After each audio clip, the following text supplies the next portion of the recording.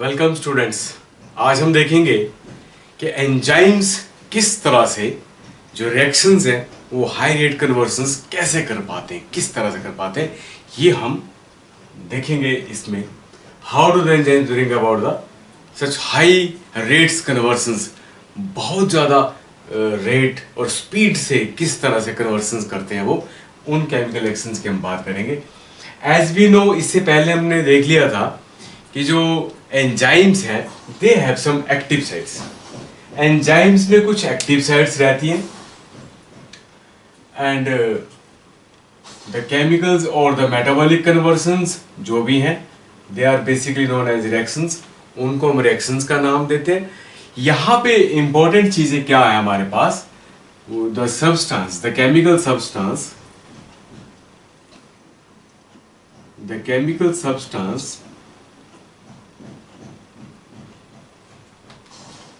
which is to be converted, जिसको convert करना है, which is to be converted into products।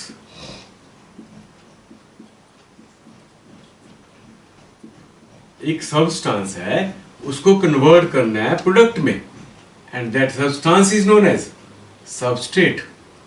उसको क्या बोलते हैं? That substance is known as substrate. एक सबस्ट्रेट, एक सब्सटेंस है हमारे पास, उसको हमें प्रोडक्ट में चेंज करना है।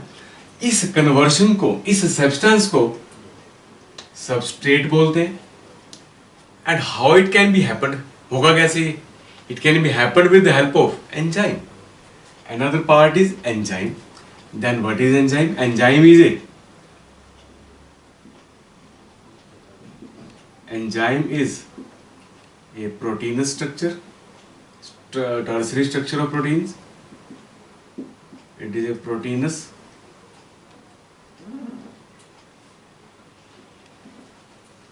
structure having active sites. It has active sites, या हम इनको क्लेफ्ट्स या पॉकेट्स भी बोल देते हैं। They can be named as clefts और पॉकेट्स। यही active sites, they can be named as clefts या pockets where the substrates getting fit. जहां पे जो सबस्ट्रेट है they are getting fitted.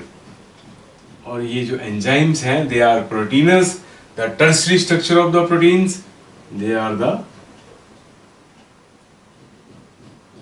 tertiary structure of the proteins, as well as they have specially active sites या clefts या pockets where the substrate had to fit। substrates को जहाँ पे fit होना है and then later they will be converted into products। उनको उसके बाद प्रोडक्ट में चेंज होना है। तो अगर हम इसको ऐसे हमें लिखना है तो इस तरह से सिंपली सिंबॉलिकली कैसे लिखेंगे? We have a substrate, substrate is change into products, ऐसे लिख देंगे। S is change into product. Clear? How it is happening now, होता कैसे? अगर हम बात करें कि वी हैव व्हाट, हमारे पास क्या है? सबस्ट्रेट है। आप सबस्ट्रेट समझ रहे हो ना? एक सब्सटेंस है जो कन्वर्ट होगा, जो रिएक्ट करेगा और वो चेंज होगा। इसका मतलब चेंज होने का बेसिकली मतलब क्या है? जो उसके अंदर कुछ बॉन्ड्स हैं वो बॉन्ड्स ब्रेक करेंगे, टूटेंगे और वो कुछ नया और पार्ट बनाएंगे। तो हो सकता है कि वहां पे भी नए बॉन्ड्स फॉर्म हो दूसरी जगह पे। वो जो बन के हमारे पास आएगा that is known as product. तो यहां पे एंजाइम किस तरह से रोल प्ले करेगा ये हम देखते हैं। Substrates bind to the active site of substrates bind to the active sites of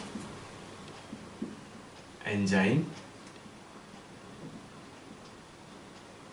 active sites के साथ ये बाइंड करेंगे like E enzyme plus substrate, इस तरह से। तो what they can form? Firstly, these substrates diffuse into enzyme, active sites of enzyme, active site of enzyme, enzyme की active site में वो मर्ज करेगा, वो अंदर धस जाएगा, फिट होने की कोशिश करेगा, ये हम बात कर रहे हैं। तो जब ये वहां पे डिफ्यूज हो रहा होगा, मतलब वहां पे फिट हो रहा होगा, तो क्या करेगा ये एक यहाँ पे ES कम्प्लेक्स बना देता है। इसको फिर हम इस तरह से कर देते हैं, ES कम्प्लेक्स चेंज भी हो जाते हैं। और ये जो ES है, this is known as enzyme substrate complex, this is known as enzyme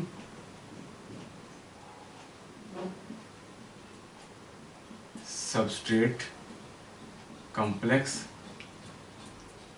ES complex या एंजाइम सबस्ट्रेट कम्प्लेक्स।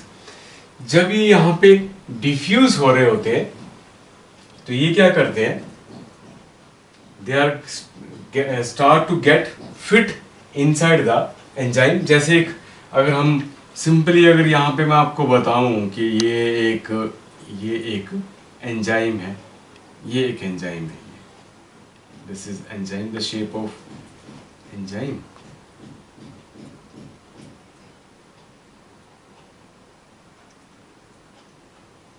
ऐसे कुछ एंजाइम की एक शेप है। तो सबस्ट्रेट हमारे पास इस तरह का कोई सबस्ट्रेट है ऐसे, और इस तरह का कोई सबस्ट्रेट है, ऐसा कोई सबस्ट्रेट है। Clear?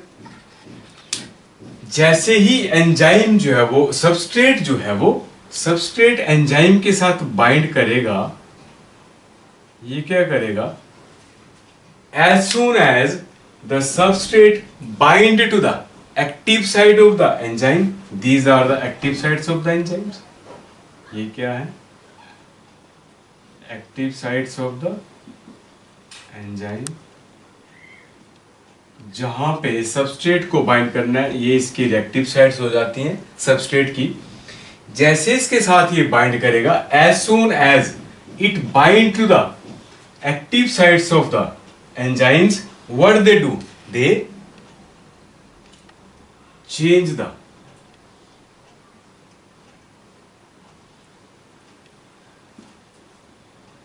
conformation of enzyme, active site of enzyme, active site of enzyme।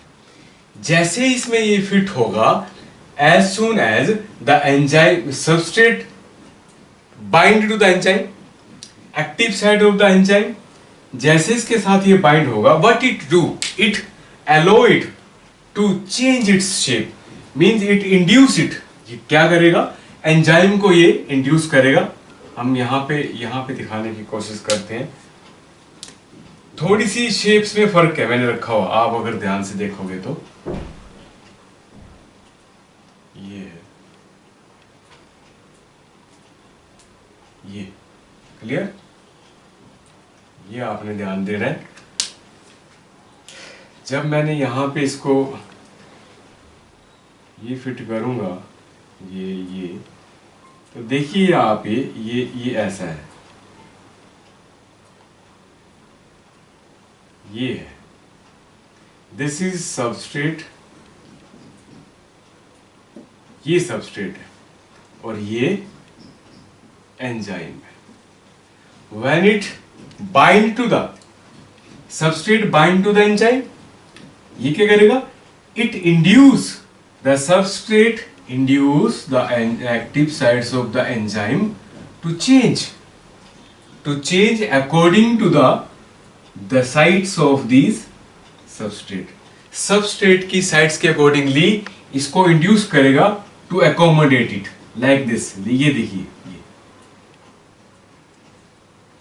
अगर ये इसको एकोमोडेट करने की ऐसे कोशिश करेगा तो ये कैसा होगा, टाइट फिट होगा, ठीक। और इस ड्यूरेशन के लिए इसको जब ये इंड्यूस कर देगा, it induce the enzyme to change its active sites accordingly the substrate sites, so they can get tightly fit, so they can get tightly fit.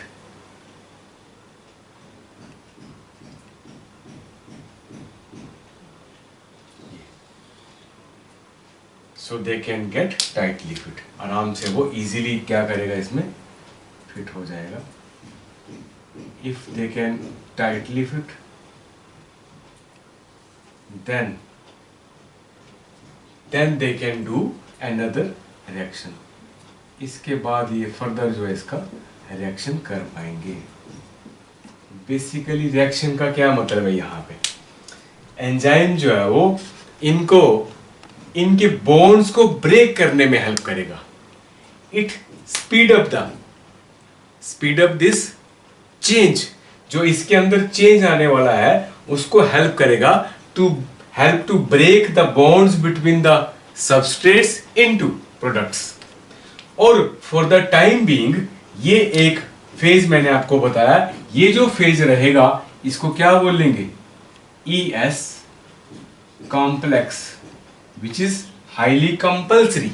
ये बनता है जरूर, इसमें ये कंपल्सरी फॉर्मेशन है. और इट इज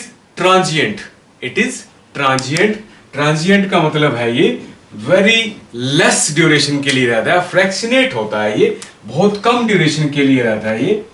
तो उसके बाद ये चेंज होगा. What it will do, they will break the bonds, breaking of the bonds and making of the bonds will happen. यहां पे कुछ ब्रेकिंग चलेगी तो मेकिंग भी चलेगी. अगर हम बात करें तो they will change it like this, ये इस तरह से.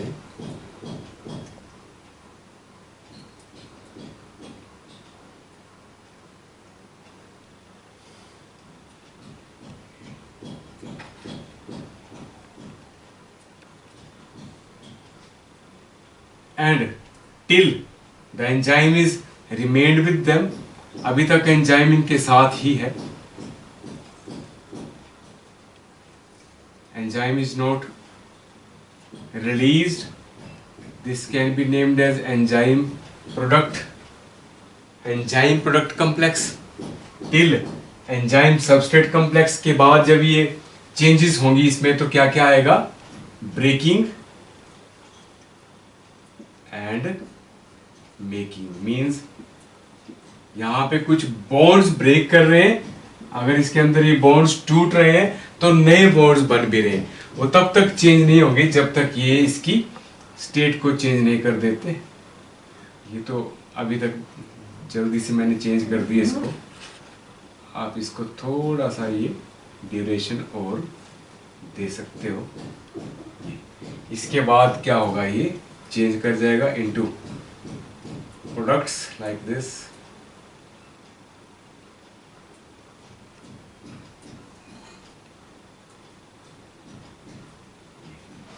These are known as products and enzyme is now free.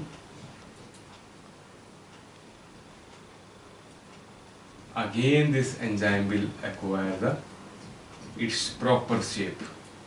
Enzyme जो है वो अपनी प्रॉपर शेप एक्वायर कर लेता है और फ्री हो जाता है. इस ड्यूरेशन में हमने क्या देखा, the substrate, a chemical substance which has to be changed into products, उसको प्रोडक्ट में चेंज होना है with the help of enzyme. और एंजाइम क्या है, it is a protein structure, tertiary protein structures हैं.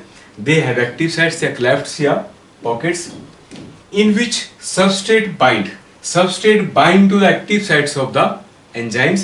ये मैं थोड़ा सा आपको डायग्रामेटिकली बनाने की यहाँ कोशिश कर रहा था.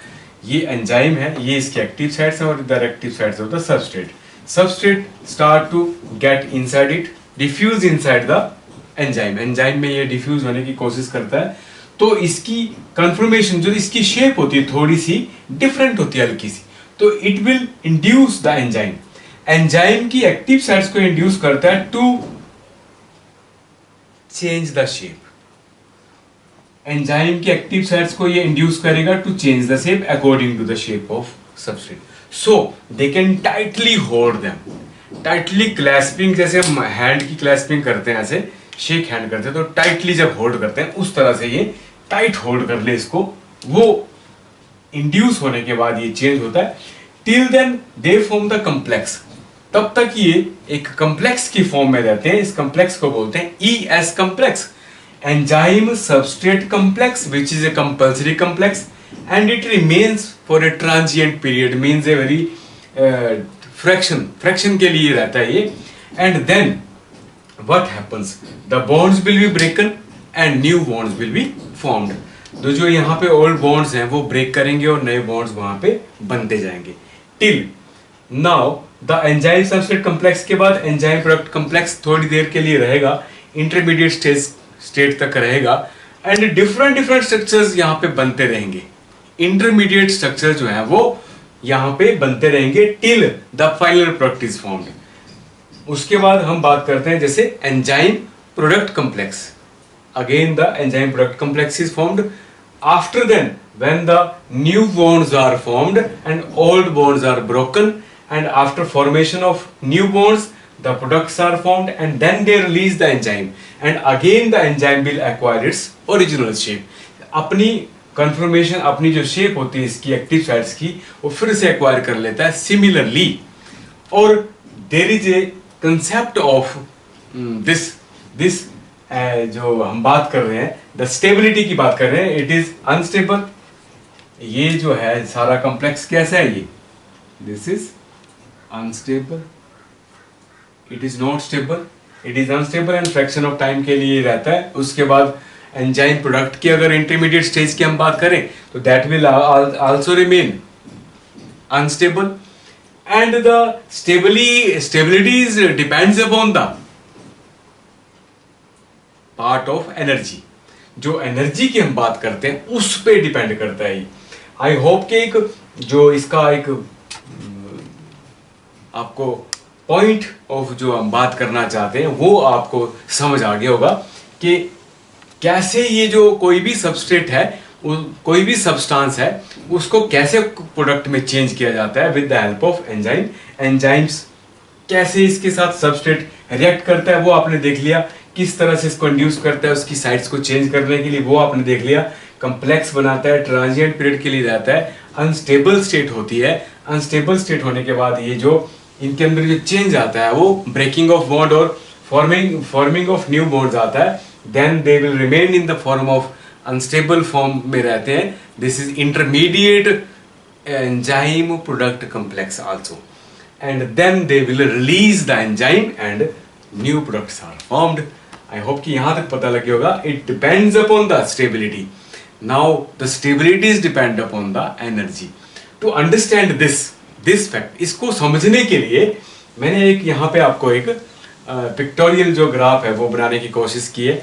यहाँ पे इस कंसेप्ट को फिर इसके थ्रू भी हम समझने की कोशिश करते हैं। इसके बाद इसको मैं दिखाता हूँ, इसको आप एक बार देख लो।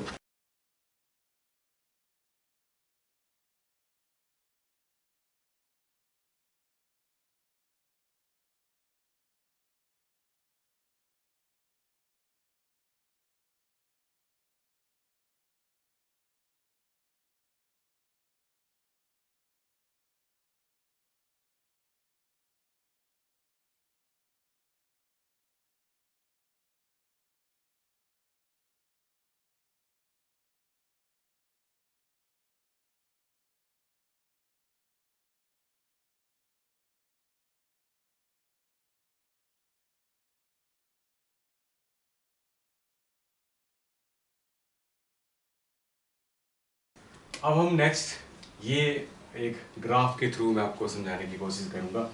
यहाँ पे मैंने दो एक्सिस ले रखे हैं, एक y axis and x axis. y axis में मैं ये दिखा रहा हूँ पोटेंशियल एनर्जी, और x एक्सिस में प्रोग्रेस ऑफ द रिएक्शन, जो रिएक्शन है वो कैसे प्रोग्रेस कर रहा है। तो यहाँ पे जो सबस्ट्रेट्स हैं, जो केमिकल सब्सटेंस है which is change to product which is change to product, जो प्रोडक्ट में चेंज होगा, ये जो प्रोग्रेस है, the substrate which is change to product, this is known as a progress of the reaction. How it happens, किस तरह से ये होता है, ये हम देखते हैं। इसमें कुछ पॉइंट्स मैंने यहाँ पे मार्क किए हुए हैं। ये ग्राफ मैंने एक रेड लाइन से दिखा रखा है, एक और एक मैंने ब्लू लाइन से दिखा रखा है। यहाँ पे मैंने एक पॉइंट लिखा है यहाँ पे, activation energy without enzyme, activation energy with enzyme. ये एक्टिवेशन एनर्जी की भी मैं बात करता हूँ आपके साथ, और ये सब चीजें यहाँ पे हम देखते हैं कि क्या क्या है। जैसे वाई एक्सिस में ले रखा है मैंने पोटेंशियल एनर्जी, एक्स एक्सिस में प्रोग्रेस ऑफ द रिएक्शन ले रखा है, और substrates are converted into products किस तरह से हम करेंगे, और पोटेंशियल एनर्जी और इसका भी हम कंसेप्ट देखते हैं अभी, और साथ में एक्टिवेशन एनर्जी क्या होती है। It is a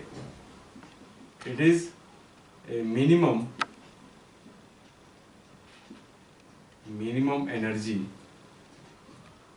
required to do the reaction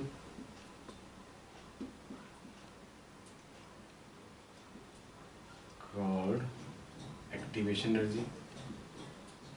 मतलब इससे कम अगर एनर्जी किसी के पास होगी तो रिएक्शन वो नहीं हो पाएगा।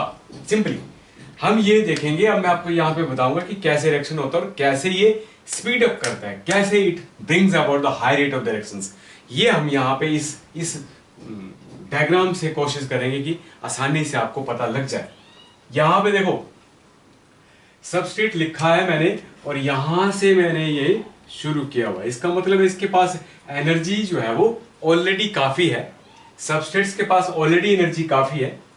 दे are convert to the products, और जो लेवल है प्रोडक्ट का that is lying at the lower level.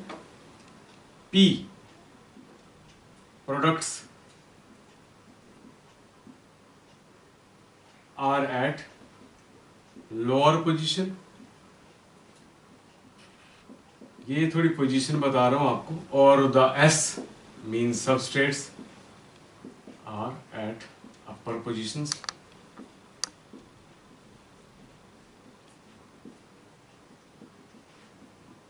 जिनकी पोजीशंस है वो भी मैं आपके सामने बता रहा हूं यहाँ पे।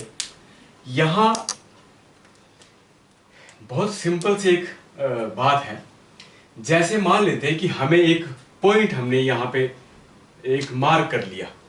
हमें क्या करना है, यहां से ना हमें एक हल्की सी हिल है, छोटी सी हिल है, पहाड़ी है इतनी छोटी सी कोई, जहां पे हमें चढ़ना है, और हमें इतनी की एनर्जी चाहिए कि इस पॉइंट को क्रॉस करने के लिए, इस पॉइंट को क्रॉस करने के लिए, then we will come to our destination. कहीं पे हम तब हम पहुंच पाएंगे, यहां पे हम तब हम पहुंच पाएंगे। इतना पता लगा। अगर यहां से हमें चलना है, यहां से हमें मूव करना है, तो हमें कितनी एनर्जी चाहिए, this much energy activation energy, this much activation energy required without enzyme. हमें इतनी एनर्जी चाहिए, तब हम इसको पार कर पाएंगे, मींस तभी हम प्रोडक्ट बना पाएंगे, means S are converted into products, substrates are converted into products. अब इसके लिए मान लेते हैं, लेट अस कंसीडर दैट 1 घंटा इसके लिए लगेगा हमें, 1 घंटा। इतना समझ आ गया आपको।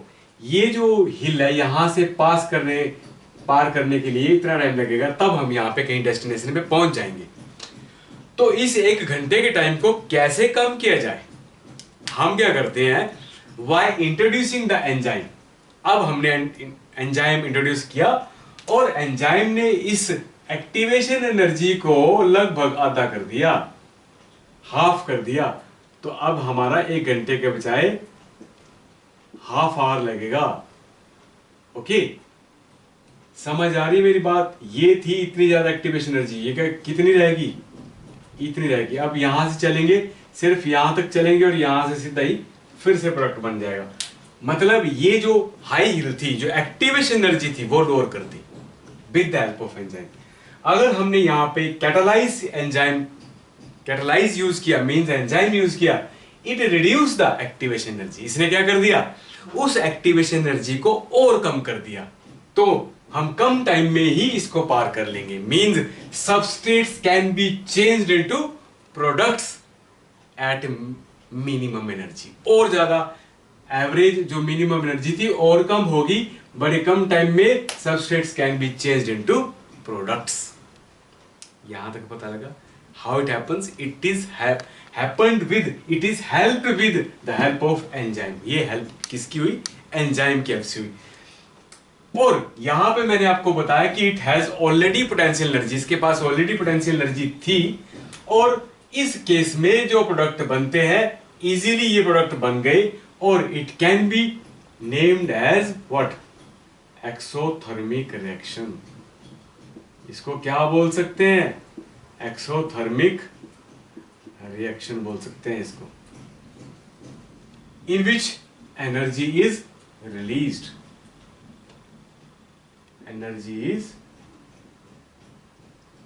एनर्जी इसमें रिलीज हो रही है, और this reaction can be named as exothermic reaction. हमें यहां पे एडिशनल एनर्जी की कोई जरूरत नहीं है, हमें एनर्जी नहीं देनी पड़ी। इफ अगर ऐसी कंडीशन ना हो और हमारे पास ऐसा पोटेंशियल एनर्जी का लेवल भी कम है, अगर यहां से हमें कहीं मूव करना है इस जगह से, तो ये काफी ज्यादा एनर्जी रिक्वायरिंग है। It requires more energy, it requires more energy to complete the reaction. अगर हमें यहां से इसको शुरू करना है तो it can be named as, हमें यहां पे एनर्जी बाहर से देनी पड़ रही है, we are have to expend the energy, ज्यादा एनर्जी हमें यहां पे देनी पड़ रही है, तो it can be named as endothermic reaction. क्या बोल सकते हैं इसको? It can be named as endothermic reaction, जिसमें एनर्जी दी जाती है, कंज्यूम होती है, मैक्सिमम एनर्जी जो यहां पे बाहर से में देनी पड़ रही है, then it can be named as endothermic reaction. I hope कि यहां तक आपको क्लियर पता लग गया होगा। जो ये हमारा जो ग्राफ था, इस ग्राफ के थ्रू आपको ये क्लियर पता लग गया, this exothermic reaction is simply known as spontaneous reaction हो गया ये, it is known as spontaneous reaction. अपने आप ये रिएक्शन हो गया, सिर्फ हमने इसकी एक्टिवेशन एनर्जी जब हमने लो की तो और ज्यादा फास्ट हो गया। जो 1 घंटे में रिएक्शन में कंप्लीट होना था वो हाफ एन आवर में ही कंप्लीट हो गया। हाफ एन आवर में इसने अपने हमें प्रोडक्ट मिल गए। यहां तक आपकी क्लैरिटी होगी। The positions of substrates is higher as compare to the products, means they are spontaneously do the reaction, एकदम से अपना रिएक्शन करेंगे। एक्सोथर्मिक रिएक्शन होगा जिसमें एनर्जी हम नहीं दे रहे हैं, एनर्जी रिलीज हो रही है, वहां पे एनर्जी यहाँ पे रिलीज हो रही है। और अगर इसकी पोजीशन जो अब डाउन होती है सबस्ट्रेट्स की, they are very lower position, we have to provide more and more energy. हमें यहाँ पे एनर्जी देनी पड़ेगी टू डू द रिएक्शन, और हायर एनर्जी हमें जब यहाँ पे देनी पड़ती है, कंज्यूम करनी पड़ती है, दो that kind of reaction is known as endothermic reaction, उसको बोलते हैं एंडोथर्मिक रिएक्शन। यहां तक आपका पॉइंट क्लियर हो गया। आई होप कि यहां तक आपकी क्लैरिटी होगी। इसके बाद नेक्स्ट पॉइंट एक आपको बताता हूं, the nature of enzyme action किस तरह से होता है।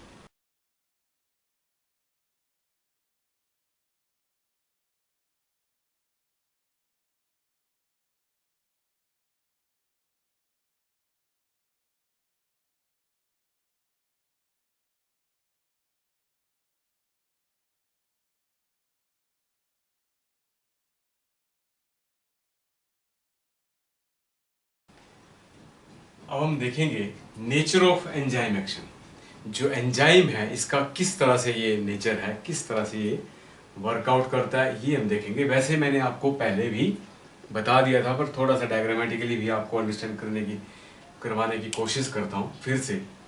जो एंजाइम्स हैं, जैसे if enzymes unite with substrate they will form ES complex, एक ES कॉम्प्लेक्स बनाएंगे, फिर एंजाइम प्रोडक्ट कॉम्प्लेक्स बनेगा, and then enzyme plus products they get free. किस तरह से करते हैं ये डायग्रामेटिकली कोशिश करूंगा आपको समझाने की। एंजाइम्स के पास अपने एक्टिव साइट्स हैं, enzymes have active sites, okay, and this is substrate, substrates की भी अपनी एक साइट्स हैं।